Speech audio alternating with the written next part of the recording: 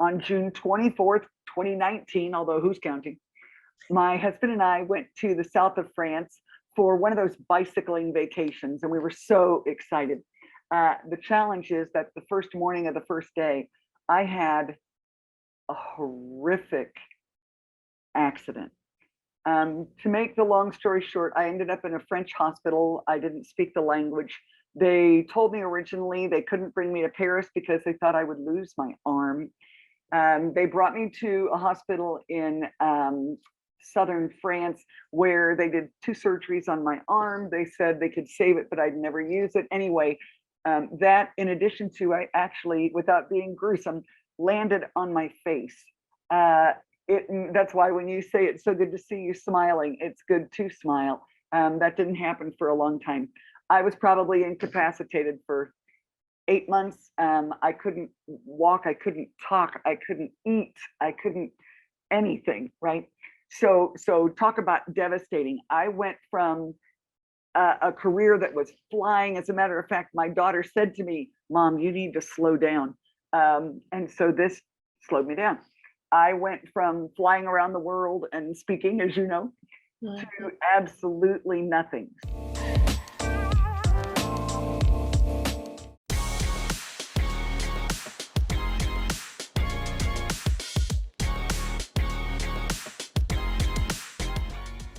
Hey everybody, I'm back with another episode of Soulwood Success Stories. And today I am speaking with my friend, Barbara Teicher. Now, I met Barb. It's so funny. I'm trying to remember. I can't remember the date, but I do remember the situation. We were a part of a mastermind group together, and we had the opportunity to go to the Berkshires for a retreat as part of this mastermind. And we actually started in Albany, right? I think flew into Albany and had to drive to the Berkshires, stayed a night in Albany. And that's when I met Barb, and I actually rode with Barb and Lori Duarte. And I'm like, these two ladies are so awesome. Like, don't let the look fool you. I never would have guessed what personality was behind these amazing ladies. But Barb was our driver, and we made it to the Berkshires, and I had the opportunity to really connect with Barb.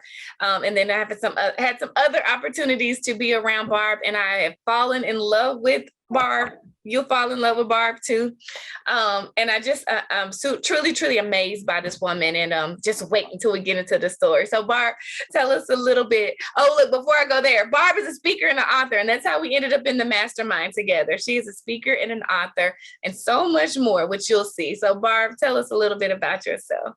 Well, first I have to say that it is so much fun to see you too. I miss you. So thanks for having me on. Absolutely. Oh, wow. A little bit about me, being the shy, quiet person that I am. I am married to my awesome husband, Adam. We've been married 29 years. I keep trying to tell him how lucky he is. And we live in Lenexa, Kansas, so in the heartland. We have a daughter who is 27, and she lives in South Carolina. She is working at a hospital there, and and she does very, very entry-level genetics, so data entry and things like that. She loves it. And we have a little pooch laying on the floor right here named Nugget, who is a rescue dog. So that's kind of my life in a nutshell, and those are the things that make my heart beat every day. So that's me. I love it. And of course, there's so much more, so let's get into it. That's your foundation. It's awesome. So in this program, Barb, I have what I call the Soulwood Success System. And it's my belief that if a person can learn how to overcome obstacles, eliminate excuses, and calculate choices, they can have Soulwood success. And that is success in spite of any challenges that they face. And Barb, you are a Soulwood woman. You have gone through, and I've witnessed since I met you, you go through some extreme challenges, and I'm looking at you smiling right now. And it makes my heart really, really happy to see you smiling, knowing what you've been through, and not knowing some things that you've been through. And so you are so a success woman. And so I can't wait for you to share your beautiful story with our audience. So first of all, talk about some of the obstacles that you've had to overcome and just how you did it. I think I'll do that in two ways, if I may. One is a personal obstacle that actually bled over to work, and then the other is a business obstacle. But the personal obstacle, um, on June 24th, 2019, although who's counting, my husband and I went to the south of France for one of those bicycling vacations, and we were so excited. The challenge is that the first morning of the first day, I had a horrific accident. To make the long story short, I ended up in a French hospital. I didn't speak the language. They told me originally they couldn't bring me to Paris because they thought I would lose my arm. They brought me to a hospital in southern France where they did 2 surgeries on my arm. They said they could save it, but I'd never use it. Anyway, that in addition to, I actually, without being gruesome, landed on my face. That's why when you say it's so good to see you smiling, it's good to smile. That didn't happen for a long time. I was probably incapacitated for 8 months. I couldn't walk, I couldn't talk, I couldn't eat, I couldn't anything, right? So talk about devastating. I went from a career that was flying. As a matter of fact, my daughter said to me, "Mom, you need to slow down." And so this slowed me down. I went from flying around the world and speaking, as you know, to absolutely nothing. So let's go back to what you asked. How do you overcome something like that? Wow. The first thing that I will say, Summer, is that for me personally, if it weren't for my faith, I wouldn't be here, because that's what gave me the rock to hang on to.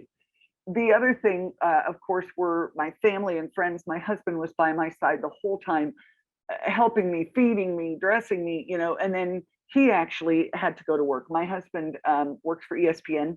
He covers the Chiefs here in town, which is lots of fun. But at the time, he had to go to camp and didn't want to go. So we had friends coming in to help me. But to overcome these things, what do you do?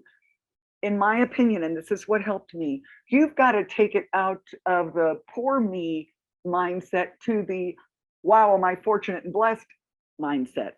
And there was one day I was sitting in the front room and I had a lot of flowers because people had graciously sent me flowers, but I was alone and I couldn't empty the vases. They had all died. And the stench was awful. And it was the first time I let myself cry, right? And I thought, okay, after about 5 minutes, what are you thankful for? So as silly as this may sound, when you're facing extreme obstacles, for me anyway, I had to turn that around and say, wow, this happened in the summer, not the winter. So I can see the trees and the birds and the flowers. If people helped me, I could move outside. So a lot of this, in my opinion, from the personal standpoint, is perspective, right? So that was the personal story. There's a lot more to it, but I'll leave it with that. As far And as I'll say this before you go to the other story. Sure. I remember witnessing that you talk, not witnessing it, but witnessing you talk about it and go through it on Facebook. And I was devastated for you as a person and as a woman that I love and admire, and also as a speaker, and to know how scary that is when that is your livelihood. And then when it's your face. And I thought about all those things, and I did. I mourned for you even. I did. And then just to see you do exactly what you just described, to be positive, to be posting things that were positive. So even when you're going through all these surgeries, because you had multiple massive numbers of surgery. And you were always positive. And so you're exactly right. And I speak on resilience. So it is about perspective. And I appreciate you sharing that. Thank you. Yeah, I just had to, and I'll tell you something else. What you said is something that I started saying early on, was I had to go from woe is me to woe me. And look at I got some incredible things that I am and that I'm going to do, and the same thing with you. So from woe is me to woe me. And so, yeah. It's funny you said that, Summer, because one of the things I was so excited about, like you said, when you are a speaker, you don't work, you don't get paid. And that year was a year that my business was exploding. And I was so excited. And I had just gotten back from actually speaking in France and blah, blah, blah, blah. Anyway, the point is, once the accident happened, I literally lost everything. Mm-hmm. And I was incapacitated for like 8 months or whatever, and started to be able to move and things, and started booking things for the next year in like March. Well, the next year was 2020. Yeah. And that was COVID. And I lost everything again. Right. And so I know you're a part of the National Speakers Association. They ultimately really tried to help me through this too, which was a great blessing. And from the personal side of things, it is some days, ladies and gentlemen, it is a day-to-day thing. And it's okay. It is okay to be upset and to cry, and it's part of the grieving process.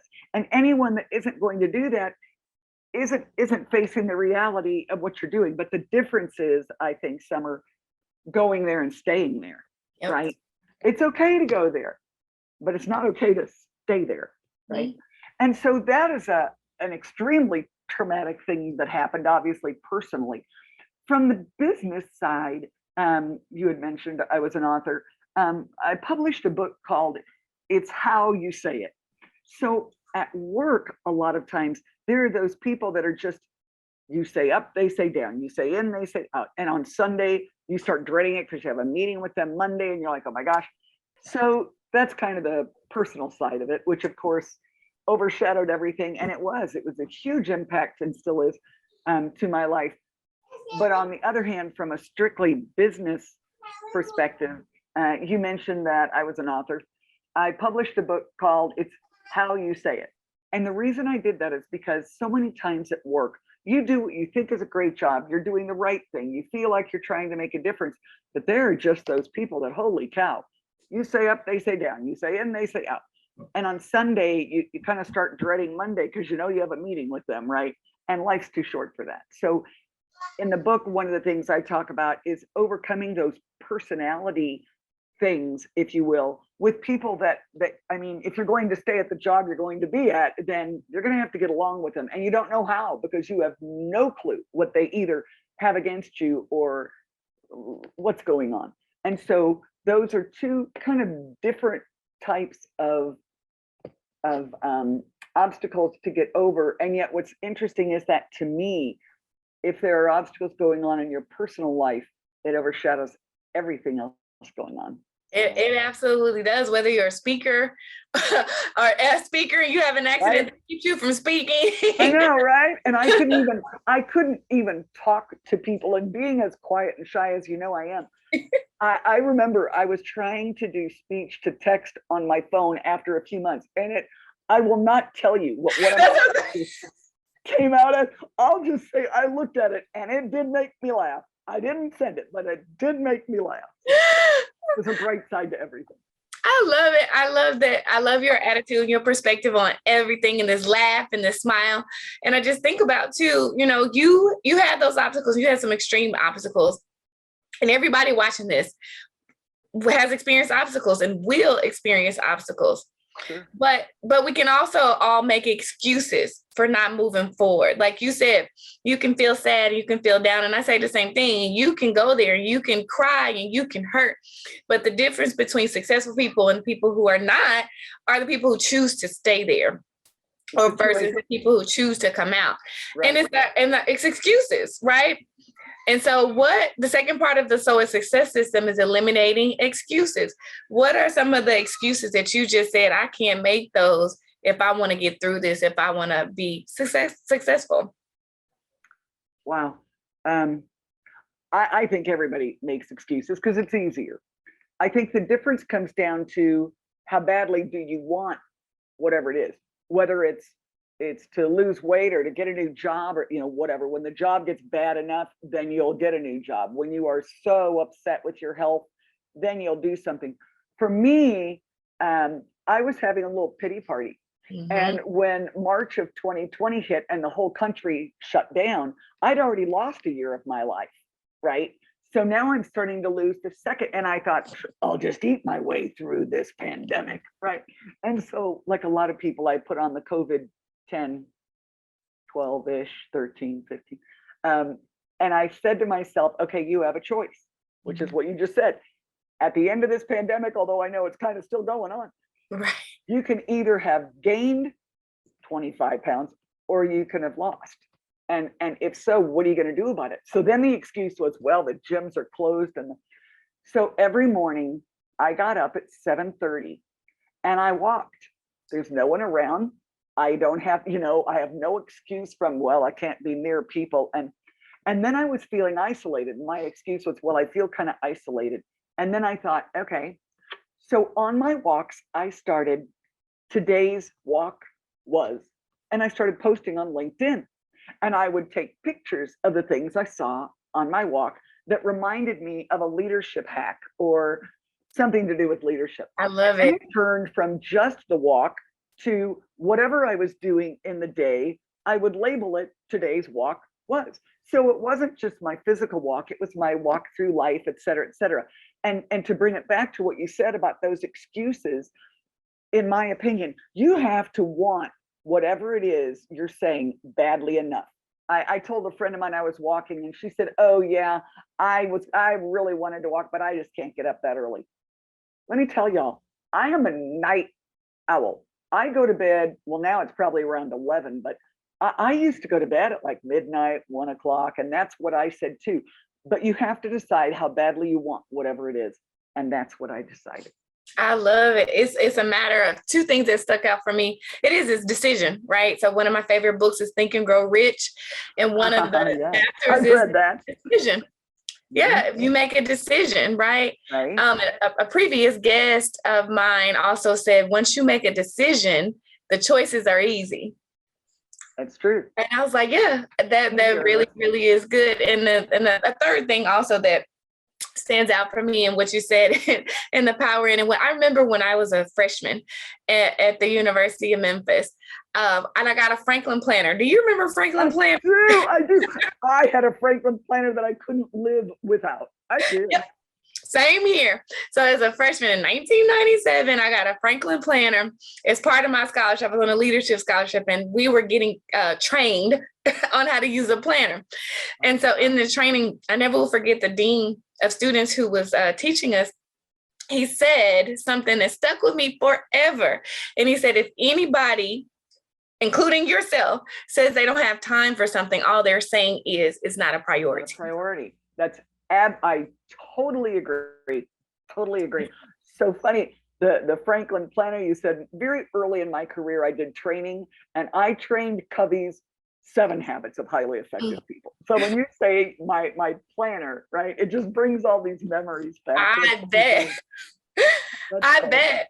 Well, the third part of the Soulwood success system is exactly what we were just talking about, but let's take it further. It's choices. Calculating choices. What are some of the calculated choices that you've made along your journey? My brand is called Propel Her. And part of the model of that goes right into that as far as what you just said, because the 3 pieces of that are insight, influence, and impact. And the challenge is that a lot of times people want to rush to decision, right? I want to make an impact. When in essence, what's happening when they do that and they make that choice is they're not really making an impact, they're making an influence. And a lot of times it's not a good one because they're doing knee-jerk react things. So to answer your question, the first part of that model is insight. And the very definition of that is gaining a deeper understanding. Gaining is the word. You think you have it, you think you know what insight is, but you really have to step back. And so before you make any choice at all, or any decisions at all, those choices, I love the word you used, calculating, those choices need to be based upon what is the information you know, what is the info that you can research, what do the subject matter experts say, what is the history that you've experienced say about it, and only then, in my opinion, should you be making those choices. And if you do that, excuse me, then those are calculated choices because you were being intentional before you make them. And once you do that, and those choices are intentional or calculated, then the influence that you gain is more probably going to be positive because you've done your homework ahead of time. And so to me, that's what a calculated choice is one that you have thought about, you've researched, and it wasn't a knee-jerk reaction. Absolutely. Absolutely. I agree with that completely. What are some of the ones that you've made? I mean, even going back into speaking after your break. Right. One of them was actually to leave corporate America in 2007 and start my own company, which was pretty scary. And my husband was a great support on that. Another one that goes right in with making excuses was publishing my book. I'd worked on it for a few months, maybe a year, and I had actually applied to speak over in Europe and got turned down. And when I asked, because I'd never spoken there yet, and when I asked the person, she was kind enough to say, Barb, really the only reason you were not the one selected is because you weren't published. That was the end of that. And I thought, no more excuses. And I turned around, and in 6 months, I had finished my book, I had it edited, I had it published, and a year later, I spoke in Europe. So those calculated decisions and things that we were just talking about, they can make a lot more difference than you think, just those choices. And those were some of them that I mentioned. Those were pretty big choices, I think. Absolutely. And I can especially relate to the leaving corporate America. I can relate, and I didn't even have a spouse as a cushion. So yeah, I definitely understand how scary that can be when you change your lifestyle. You made me also think about, and I think it was Oprah who said this, and that she may have gotten it from someone else, but success is when preparation meets opportunity. And so when you talked about that book, publishing the book and not having it when that opportunity was there, so you weren't prepared, and then the opportunity was there, and so you didn't have success in that area, but you did what you should have done, which was you learned from that and you went back and got prepared. And there's so many examples, I think, in our lives where we know what we should be doing, right? But we make excuses not to get it done. And then the opportunity comes and we're not able to take advantage of the opportunity. Yes. And then we validate our excuses because it makes us feel better. Right? Yep. You're exactly right. Oh, that's funny. You're exactly right. Well, I think that's awesome, Barb. And you know, I love and admire you so much. And even more so after I witnessed you go through something that I'm like, most people I don't think could recover from physically, mentally, emotionally. And I watched you recover from that. So I know you are an incredible Soulwood success woman. But Barb, what's your personal definition of success? Wow. Since you said personal, then that's what I'll share as my own. I think my definition of success is living my priorities. So if I'm going to say that my daughter and my husband and our family is my priority, then I need to live my life that way, right? Am I spending 70 hours a week at work, but saying, oh, you know, you're my you put your money where your mouth is, right? Another definition of success for me, as I mentioned, I'm a woman of strong faith, and so it's important to me. You know, I try to tell. Am I perfect? No, but I mean, I try to tell the truth, and I try to live ethically and all that stuff. So, I mean, do I do it all the time? Of course, everybody messes up, but if I feel like I'm living a good life and making a difference, and if I feel like I'm living the priorities that I say I have, you know, that are my priorities.